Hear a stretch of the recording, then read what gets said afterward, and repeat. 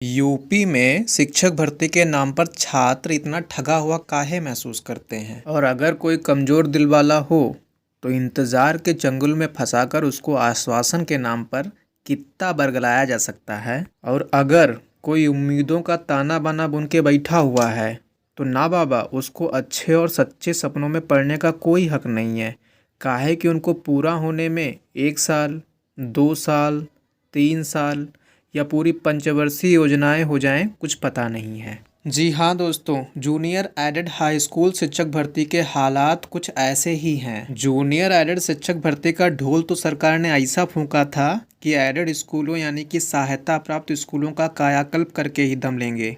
काहे कि पहले यहाँ पे भाई भतीजावाद, साठ-गांठ, साम दाम दंडभेद के आधार पर भर्ती के मामले दिखाई पड़ते थे। लेकिन अब वर्तमान परिदृश्य में ये भर्ती एक ऐसे नाजुक मोड़ पर खड़ी है कि यहाँ से आगे इसका क्या फ्यूचर होगा, फ्यूचर कितना उज्जवल होगा, वही शिक्षक भर्ती के कर्ता धर्ता यानी कि पीएनपी के अधिकारी भी स्पष्ट रूप से नहीं बता सकते। पूर्व में हुई शिक्षक भर्ती प्रक्रियाओं का दुखद परिणाम आपसे छिपा नहीं है, क्योंकि दोस्तों न जाने कितनी भर्ती प्रक्रियाएं सरकार में परिवर्तन के फलस्वरूप अपने सुखद अंजाम को प्राप्त नहीं कर सकी हैं। अब अगर बात जूनियर एडेड हाई स्कूल शिक्षक भर्ती की जाए, इसमें वैधानिक रूप से किसी प्रकार की कोई अड़चन नहीं है, क्योंकि विषयवार आरक्षण हो चाहे वर्गवार आरक्षण हो, जैसी बातों को लेकर किसी प्रकार का कोई भी पेच नहीं फंसा हुआ है। सब कुछ पूरी तरह से स्पष्ट है। और हाल ही में आई आरटीआई का जो रिस्पांस था आपको भली भांति पता है, जिसमें ये बताया गया था कि प्रक्रिया जो है वो निदेशालय में लंबित है। इसके अनुसार पीएनपी की ओर से जो रिजल्ट वाली प्रोसेस थी वो फॉरवर्ड कर दी गई है। लेकिन इन सब बातों के बावजूद पीएनपी हो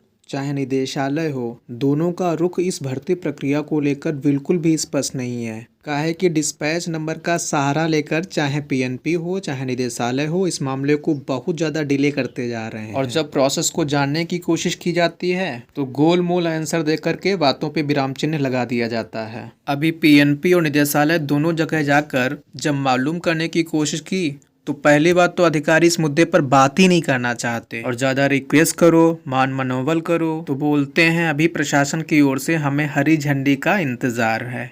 अब अभ्यर्थी ऐसे में करे भी तो क्या करे, अपनी तरफ से जितना प्रयास हो सकता है करने की कोशिशें हो रही हैं। अब इस समय जबकि आचार संहिता का दौर है तो संख्या बल भी कारगर नहीं है, और अधिकारी वर्ग तो जूनियर एडेड के नाम पे ऐसा मुंह पिचकाते हैं कि जैसे उनका 1% भी इधर कोई रुझान ही नहीं है।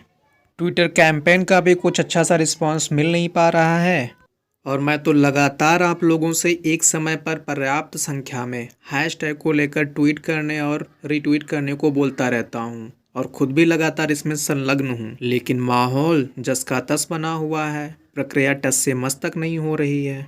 और अब जब चुनाव का पहला चरण बिल्कुल नज़दीक है तो इस भर्ती प्रक्रिया के शुरू होने जैसी संभावनाएं लगभग न के बराबर हैं। वैसे भी अभी 45,000 से ऊपर लगभग छात्र पास आउट हुए हैं, तो उनसे सरकार को कहीं ना कहीं वोट प्राप्ति की आशा होगी।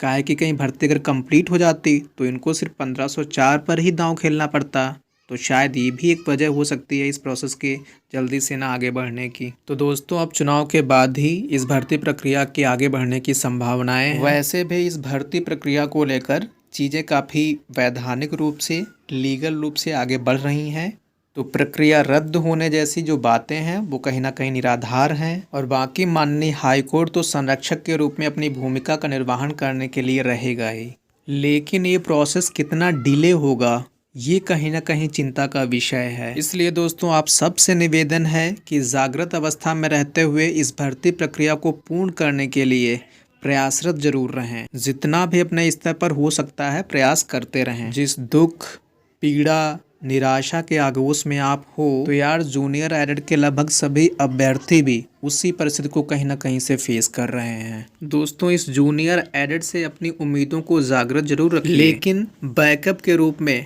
अपनी अग्रिम परीक्षाओं पे लगातार फोकस करते रहें। क्योंकि यार अगर इसमें सब कुछ सही रहा और आप चयनित हो गए तो ये तो आपके लिए बोनस होगा, लेकिन लगातार इसी के इंतज़ार में माथा पच्ची करके दुख, दर्द और निराशा को अपनाना कहाँ तक तर्कसंगत होगा। अभी ज़िंदगी भी किसी न किसी रूप में इम्तिहान ले रही है, और वो कहते हैं ना कि ज़िंदगी खेलती भी उसी के साथ में है जो खिलाड़ी कमाल का होता है।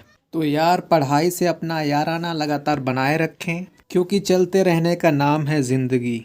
आपकी कठोर मेहनत का परिणाम सफलता के रूप में ज़रूर प्राप्त होगा। तो यार ये रहा जूनियर एडिट की सकारात्मक वार्ता को लेकर के आज का सेशन। तो दोस्तों, आप जूनियर एडिट को लेकर के क्या सोचते हैं और कैसे चीज़ों को डील कर रहे हैं, कमेंट बॉक्स में ज़रूर बताएं। क्योंकि दोस्तों, ख्वाहिशें भले पिद्दी सी हों, ख्वाहिशें भले पिद्दी सी हों, पर उसे पूरा करने के लिए दिल जिद्दी होना चाहिए। तो यार फिर से वही कि इस भर्ती प्रक्रिया के चक्कर में पड़कर अपनी अन्य तैयारियों को मंद बिल्कुल मत पड़ने दीजिएगा, जिसके लिए मैं महत्वपूर्ण करंट अफेयर्स का 5 मिनट का वीडियो इस प्लेटफॉर्म पे रोज डालता हूं, जो आपके आने वाले हर एग्जाम के लिए अति महत्वपूर्ण है। तो यार ऐसे ही महत्वपूर्ण सेशंस और करंट अफेयर्स के लिए कर लो इस चैनल को सब्सक्राइब, वीडियो को कर दो लाइक और शेयर।